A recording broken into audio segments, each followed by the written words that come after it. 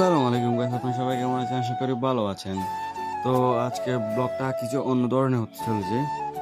তো ইতিমধ্যে আপনারা থাম্বনেল দেখে বুঝে গেছেন যে ব্লগটা কি বিষয়ে কথা চলছে। আমরা এখন বেরিয়ে পড়েছি নামাজ পড়ার জন্য।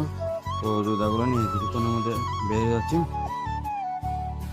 আসলে আজকে মানে ভিডিও করার কোনো উদ্দেশ্য ছিল না, তাই এখানে কি বলবো, কোনটা বললে আপনার গল্প ব্লগটা ইন্টারেস্টিং হবে আমি খুঁজে পাচ্ছিলাম না। তো মুখে দিয়ে যা ছিল তাই বলছিলাম। আসলে গত শুক্রবারের নামাজ যেটা ছিল ওইটা আমার নানা বাড়িতে পড়ছিলাম।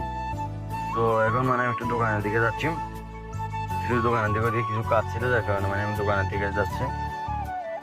তো ইতিমধ্যে আমরা কথা বলতে বলতে অনেক দূর পর্যন্ত চলে এসেছি, মসজিদের প্রায় কাছাকাছি চলে এসেছি। তো এখন প্রায় কাছাকাছি। আমার বয়স হয়তো একটু নয়েস হতে পারে, যার কারণে আপনারা ক্ষমার দৃষ্টিতে দেখবেন। আসলে আমি এত কষ্ট করে ব্লগগুলো বানানোর পর দেখা যায় যে তেমন ভিউ আসে না, সর্বোচ্চ 100 থেকে 200, এর থেকে বেশি ভিউ আসে না। তো এখন আপনার সাথে কথা বলতে বলতে মসজিদে চলে এসেছি। তো এখন আমার মসজিদে উজু করে ঢুকছি।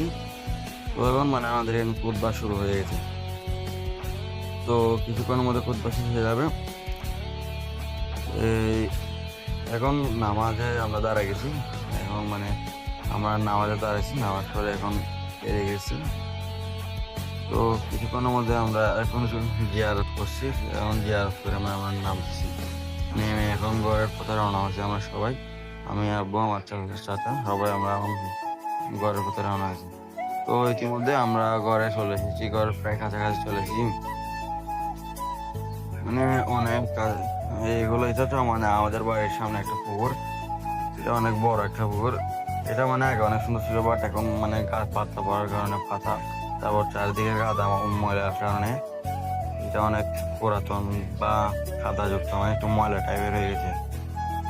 তো এখন আমরা ঘরে প্রবেশ করছি। এখন নিচে আমার বারামত আর ছিল না, যার কারণে দরজা বন্ধ করে দিয়ে উপরে উঠে যাচ্ছি। তো আসলে ব্লগটা করা কোনো তেমন প্ল্যান ছিল না, এটা হঠাৎ করে করা আর কি। আজকে কি পোস্ট করবো, আমরা কোন ব্লগটা আনবো, কোন ব্লগটা আনলে ভালো হয় ভেবে পাচ্ছিলাম না, যার কারণে এটা আনছি আর কি। তো আজকের ব্লগটা এ পর্যন্তই। সবাই ভালো থাকবেন, সুস্থ থাকবেন। আসসালামু আলাইকুম। আর যদি ব্লগে কোনো ভুল ত্রুটি হয়ে থাকে ক্ষমার দৃষ্টিতে দেখবেন।